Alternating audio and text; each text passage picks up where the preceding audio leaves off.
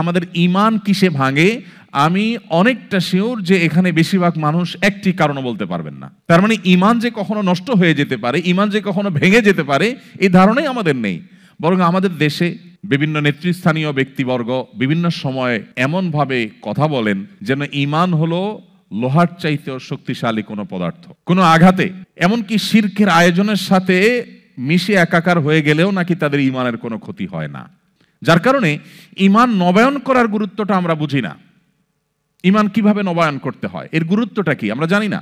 নবী করিম সাল্লাল্লাহু আলাইহি সাল্লাম সেই সময় যখন এই চ্যালেঞ্জগুলো ছিল না, তখন বলেছেন জাদ্দিদু ঈমানাকুম, তোমাদের ঈমানকে তোমরা নবায়ন করো, ঈমানকে রিনিউ করো। কিলা কাইফা নুজাদ্দিদু ঈমানানা ইয়া রাসূলুল্লাহ, হে আল্লাহর রাসূল, আমরা কিভাবে আমাদের ঈমানকে নবায়ন করতে পারি?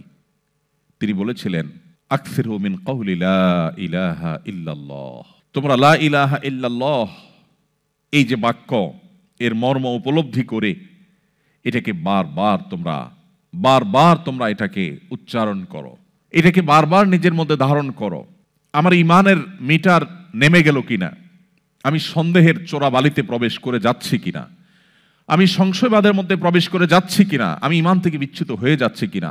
গভীর মনোযোগের সাথে আমার সম্পদকে যেরকম আমি প্রতিনিয়ত হিসেব নিকেশ করি, আমি যেরকম সব সময় আমার সামাজিক অবস্থান, আমার ক্যারিয়ার, এগুলোকে সব সময় যেরকম আমি টেক কেয়ার করার চেষ্টা করি, ঠিক একইভাবে ঈমানের টেক কেয়ার করা, ঈমানের নার্সিং করা, ঈমানের পরিচর্যা করা, এটা আমাদের ঈমানকে শক্তিশালী করার জন্য অপরিহার্য। দুর্ভাগ্য, বেশিরভাগ মানুষই আমরা মুসলিম বাই চান্স হওয়ার কারণে, মুসলিম বাই চয়েস না হওয়ার কারণে আমাদের ঈমানকে নবায়ন করবার সুযোগ আমরা পাইনি। আমি আজকের এই চমৎকার আয়োজনে আমি আমার সকল ভাই বোনদেরকে উদাত্ত আহ্বান করতে চাই, আসুন শুধুমাত্র মাল্টিকালচারাল সোসাইটিতেই নয়, আপনি কোনো মুসলিম সোসাইটিতে বসবাস করলেও আপনাকে শক্তিশালী ঈমান ধারণ করতে হবে। কারণ আমরা সেই সময়ে পৌঁছে গেছি যেই সময় সম্পর্কে নবী করিম সাল্লাল্লাহু আলাইহি সাল্লাম ১৫০০ বছর আগে প্রায় আমাদেরকে সতর্ক করেছেন। ইউসবিহুর রাজুলু মুমিনা ওয়া ইউমসি কাফিরা ওয়া ইউমসি মুমিনা ওয়া ইউসবিহু কাফিরা ইয়াবিউ দীনাহু বিআরদিন মিনাদ দুনিয়া। নবীজি বলেছেন এমন একটা সময় আসবে মানুষ সকালে ঈমানদার থাকবে, মুসলমানের খাতায় নাম থাকবে, কিন্তু দিনের মধ্যে এমন কিছু সে দেখেছে, এমন কিছু তার ব্রেইনে ঢুকেছে, এমন কিছু তাকে বাই প্ল্যান দেখানো হয়েছে যে তার ঈমানের আইডেন্টিটি থেকে সে সরে গেছে, সন্ধ্যায় সে বেঈমান হয়ে গেছে। কেউ বিকেলে সন্ধ্যায় দিনের শেষ প্রহরে মুসলিম থাকলো, আবার রাত পোহাতে না পোহাতে সকালে হয়তো সে বেঈমান হয়ে গেছে। সামান্য একটু পার্থিব সুবিধা পাওয়ার জন্য, একটু ভালো থাকার জন্য, একটু ভালো দিনাতিপাত করার জন্য সে তার ঈমানকে বিক্রি করে দিয়েছে, সে তার আইডেন্টিটিকে রিস্কের মধ্যে ফেলে দিয়েছে। এরকম একটা সময় আসবে। নবীজি বলেছিলেন বাদিরু বিল আমালি ফিতানা কাকিতা'আল লাইলিল মুজলিম, তোমরা সেই সময় আসার আগে নেক আমলের প্রতি ধাবিত হও, অগ্রসর হও, কম্পিটিশনে অবতীর্ণ হও, যখন ফিতনা পৃথিবীতে এমনভাবে ছেয়ে যাবে, অন্ধকার যেরকম রাত হলে গোটা পৃথিবীকে ছেয়ে ফেলে, যখন রাত হয়ে যায় তখন অন্ধকার ঘরের বাইরে থাকে বা ঘরের ভিতরে অন্ধকার থাকে আর বাহিরে আলো থাকে এমন নয়, ভেতরে বাহিরে প্রতিটা জায়গাকে অন্ধকার ছেয়ে ফেলে। রাত হলে যেরকম অন্ধকার সবকিছুকে ছেয়ে ফেলে, ফিতনা গোটা পৃথিবীকে ছেয়ে ফেলবে। মুসলিমের ঘরেও প্রবেশ করবে, অমুসলিমের ঘরেও প্রবেশ করবে। মুসলিম সোসাইটিতেও ফিতনা ঝেঁকে বসবে, মাল্টিকালচারাল সোসাইটিতেও ফিতনা ঝেঁকে বসবে। বাসার অভ্যন্তরেও ফিতনা প্রবেশ করবে, শিক্ষা প্রতিষ্ঠানেও ফিতনা প্রবেশ করবে।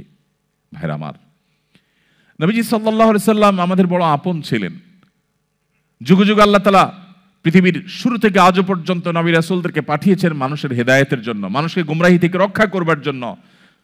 আমাদের নবীজি বলেছেন কোন আগুন জ্বালাবার পর পতঙ্গ বা পোকা এসে যেরকম আগুন উপরে ঝাঁপ দিয়ে পড়ে এবং আত্মাহুতি দেয়, তোমরা সেরকম জাহান্নামে প্রবেশ করবার জন্য দলে দলে ছুটে বেড়াও, কখনো অর্থ উপার্জনের নামে, কখনো হায়ার এডুকেশনের নামে, কখনো তোমার সামাজিক অবস্থানের নামে, কখনো তোমার কেরিয়ারকে ডেভেলপ করবার নামে, এক এক সময় এক এক নামে তুমি জাহান্নামের দিকে যখন ধাবিত হতে থাকো, তুমি জানো না কোন দিকে যাচ্ছ। তুমি ছুটে চলেছ তোমার জাহান্নামমুখী সেই যাত্রা এবং ছুটে চলাকে থামাবার জন্য। নবীজি বলেছেন, ওয়া আনা আখিযুম বিহুজুজিকুম মিনান নার, আমি তোমাদের কোমর ধরে ধরে টেনে টেনে জাহান্নাম থেকে বাঁচাবার চেষ্টা করি, এটা আমার দায়িত্ব। সেই নবীজি বলে গেছেন আমাদেরকে যে একটা সময় আসবে, ফিতনা আসমান থেকে অনবরত পতিত হবে। কাওয়াকাইল মাতর, বৃষ্টির ফোঁটা যেরকম অনবরত টপ টপ করে পড়তে থাকে, ফিতনা এরকম করে পড়তে থাকবে। ভাইরা আমার, আমরা সম্ভবত সেই সময়টা এখন পার করছি।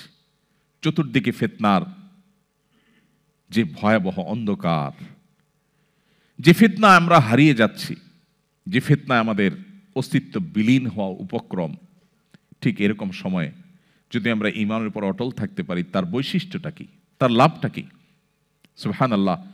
তিরমিজি বর্ণিত আরেকটি হাদিসে নবী করিম সাল্লাল্লাহু আলাইহি ওয়াসাল্লাম বলেছেন, এমন একটা সময় আসবে যখন ঈমানের উপরে অটল থাকাটা জ্বলন্ত জ্বলন্ত কয়লা, আগুনের কয়লা হাতে রাখার চাইতে কঠিন হবে বা হাতে রাখার মতো হবে। নবীজি বলেছেন, সেই সময়ে সবর করাটা, ঈমানের উপরে টিকে থাকাটা, সমাজের সবাই একটা স্রোতে দৌড়ায়, তার বিপরীতে দৌড়ানো সহজ বিষয় নয়। কিন্তু এই কাজটা যারা করতে পারবে, নবীজি বলেছেন তাদের কাজটা কষ্টসাধ্য এতটাই যে জ্বলন্ত আগুনের কয়লা হাতে রাখার চাইতেও বা রাখার মতো কষ্টের, কিন্তু এর বিনিময়টা আবার সেরকম ঈর্ষণীয়।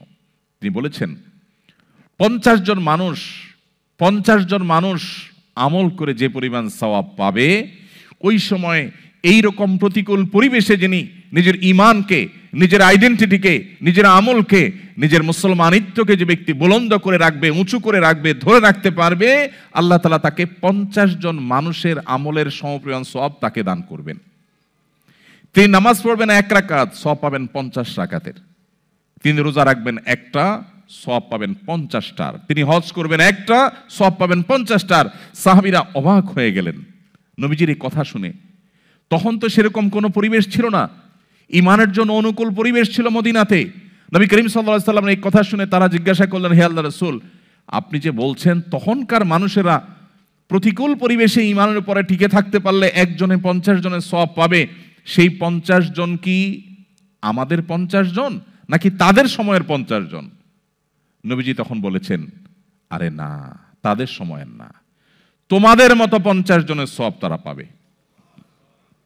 আল্লাহু আকবার। সাহাবায়ে কেরামের যে মর্যাদা, সেটা নতুন করে বলার অপেক্ষা রাখে না।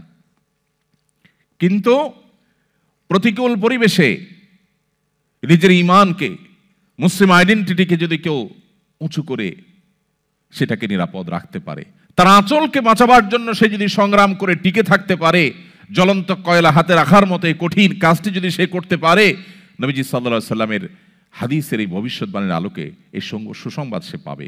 আল্লাহ তাআলা আমাদের সবাইকে শক্তিশালী ঈমানের অধিকারী হওয়ার মধ্য দিয়ে এই প্রতিকূল পরিবেশে আমাদের ঈমানকে, আমাদের আইডেন্টিটিকে, আমাদের ইসলামকে আল্লাহ তাআলা সেফ এবং নিরাপদ রাখার তৌফিক